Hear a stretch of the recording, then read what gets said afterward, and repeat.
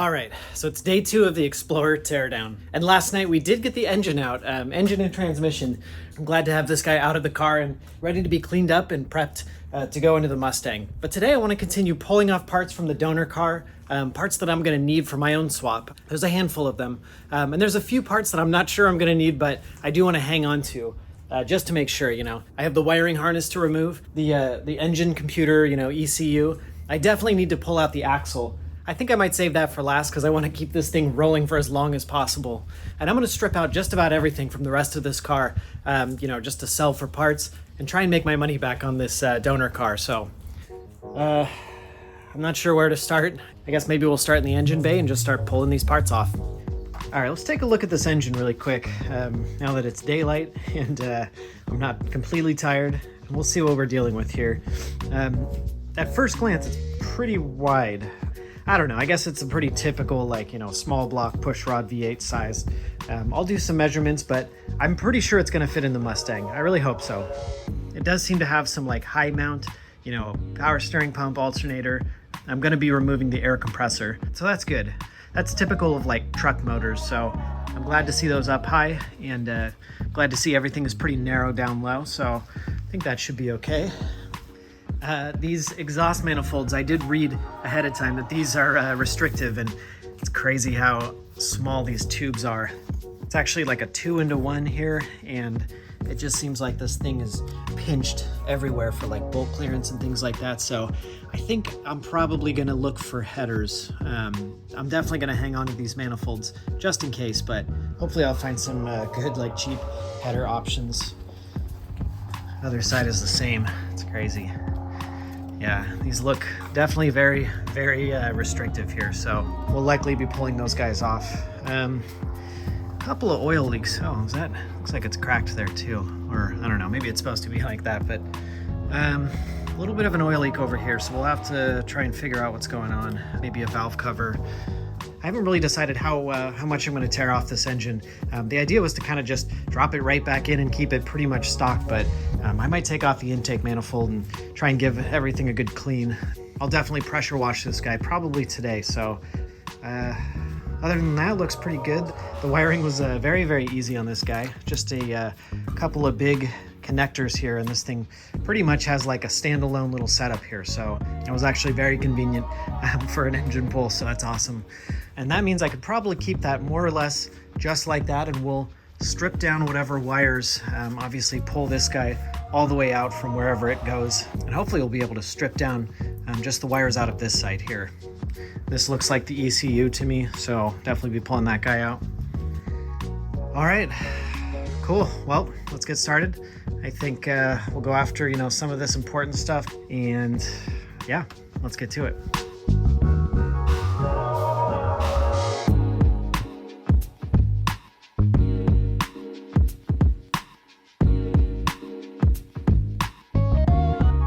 All right, I got this master cylinder out, and this was one part that I've always regretted scrapping when I stripped out a donor car.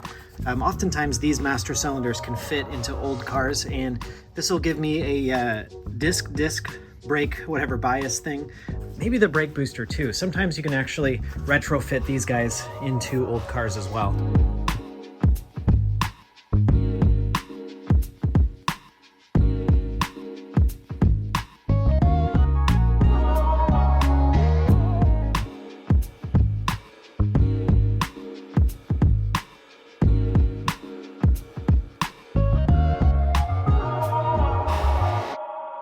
All right, here's a huge section of front wiring harness. Pretty much everything, it seems like, engine related and then front body related.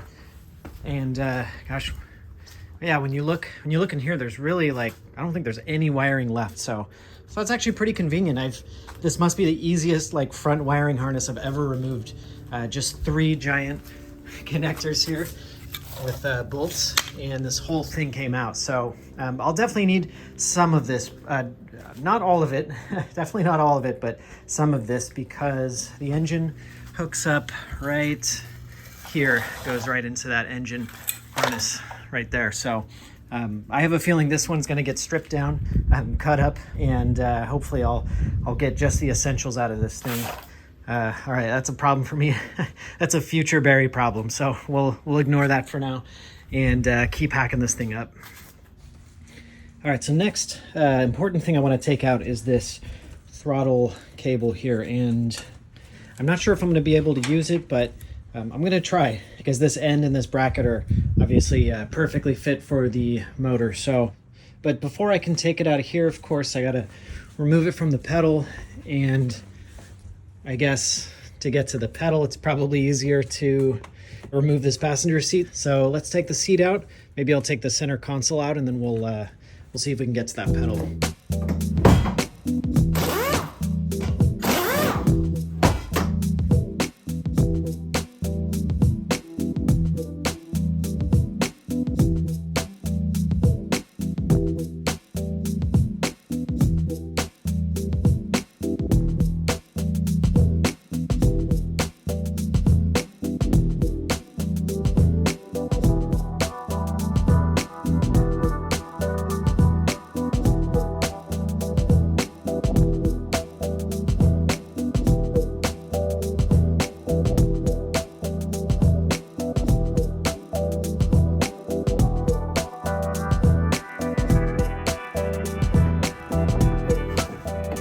Got it.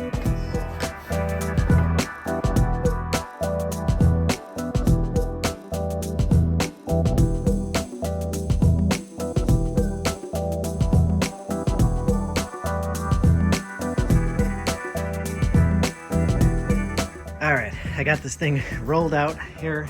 So I have a few little places here covered up. Got the wiring harness, ended the transmission, and got the throttle body covered up. I think just about everything else is okay. I'll just be careful. I got the spark plugs back in too. That's super important. I think we should be ready to just give this guy a good hose down and hopefully get a lot of this dirt off of here.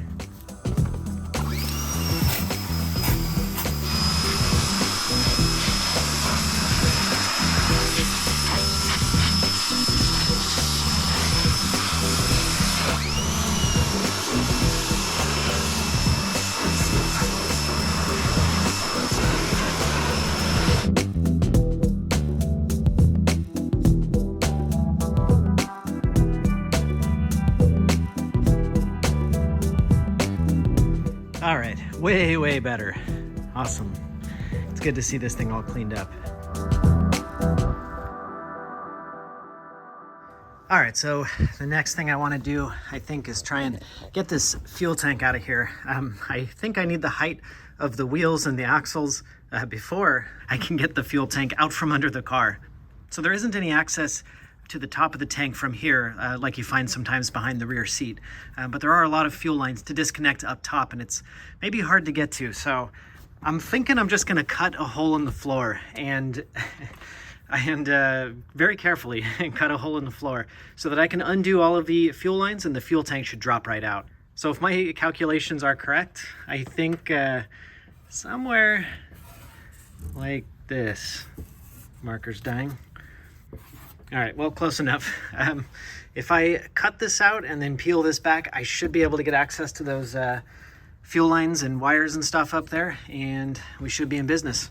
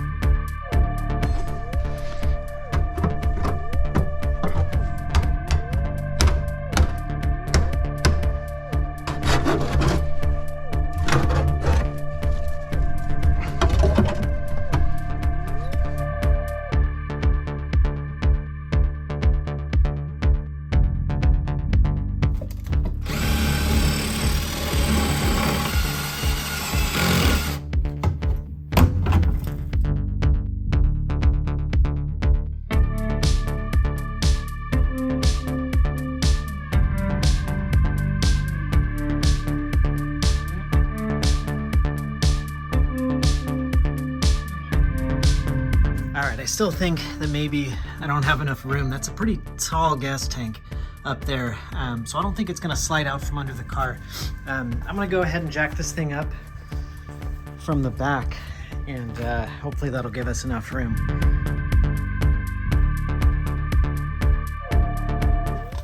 All right, let's see what it's gonna take to get this thing out of here. It looks like a couple of bolts here, and we got a strap there, and that's probably it, actually. It doesn't look like much more.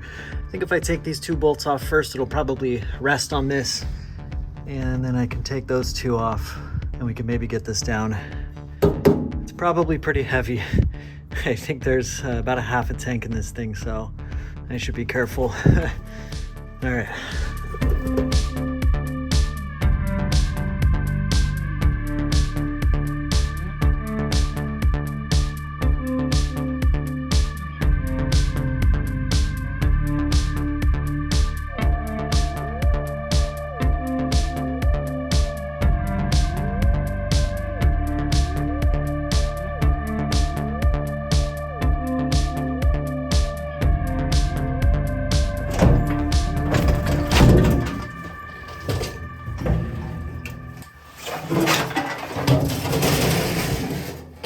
All right, that's how it's done.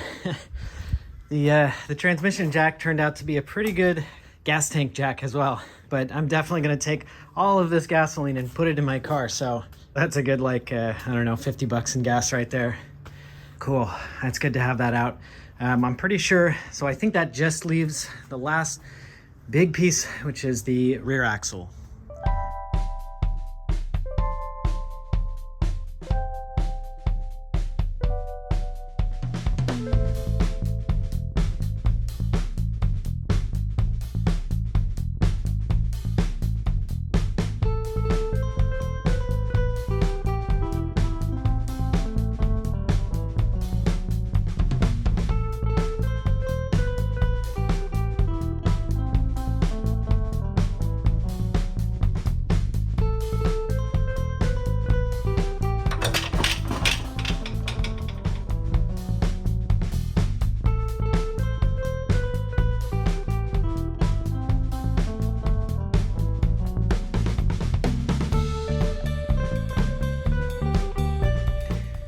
All right, here are these little tiny caster wheels that I'm gonna attempt to bolt to the bottom of the frame, wherever the 4 lowest spots are, and it'll kind of be rolling around like a shopping cart, I guess. That's my plan. I don't know how this is gonna play out, but I know that these are all good for about 2,000 pounds, and I suspect that the shell is gonna be under that weight, or pretty close to it anyway, so, so hopefully these things support the weight. I guess I'll have to set it down gently when I finally do get these bolted on there. And yeah, we definitely got to start posting up some of these parts because I'm running out of room rapidly. So hopefully some of this big stuff will get sold. I guess we'll see how sought after late 90s Ford Explorer parts are. So wish me luck on that.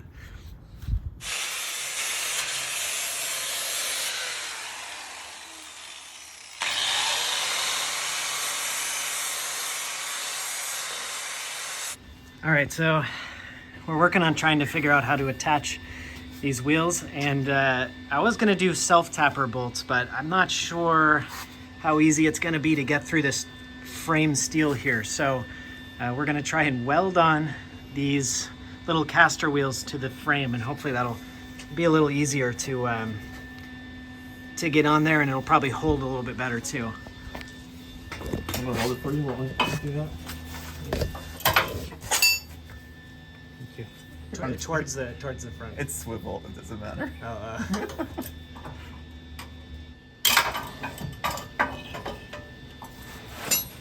I mean, I think that'll be pretty strong. Yeah.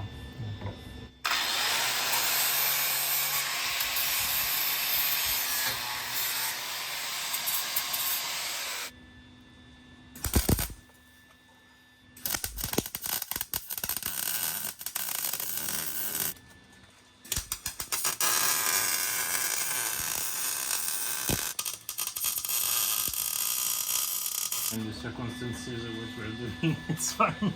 Yeah. Very true.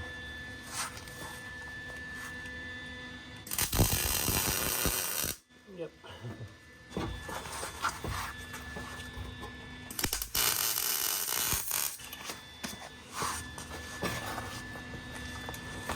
Don't toast your nuts. Remove all this.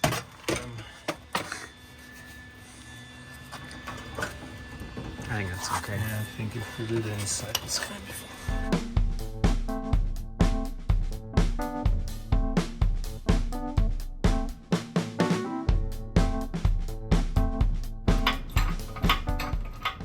Okay. This one's out. Okay, it's going again.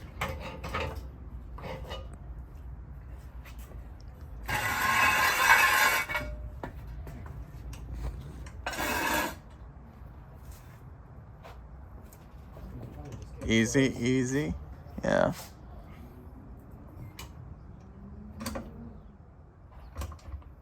You're hitting the wall now. Alright, we'll come down this way.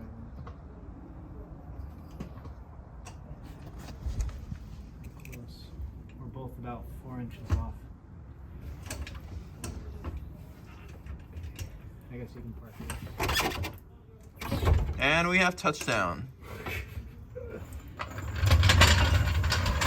Sweet. Now check out this what is this again? Explorer? Explorer. On those, what are those, 4-inch? 4-inch. 4-inch wheels. Look at that, it rolls. And it rolls. Genius. I'm a genius. All right, so we have this Explorer on the world's tiniest wheels. Safety I'm not first. gonna put my fingers under there. Safety first. We got this wheel chock here that maybe will keep it from rolling backwards as we jack the front end up and I guess try and take these wheels off.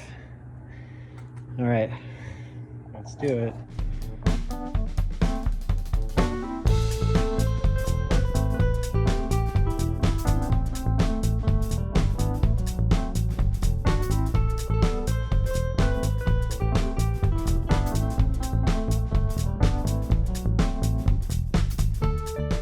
All right, we got the front wheels off and we got this thing kind of low rider sitting on the jack, and I think I'll probably leave it like that. I was gonna try and put 2 casters on the front too, so I would have all 4 casters, but I actually broke one, unfortunately. We had a casualty. It got turned sideways and it snapped. So we're down to 3 casters, and I don't think this thing would be good as a tricycle. So I think we'll leave it on the jack and hopefully I'll get somebody to pull it just like that, maybe with a furniture mover, or just, you know, they'll slide it up on the thing. Hopefully this thing will roll forward. I think if those wheels are pointed in the right direction, it should be okay.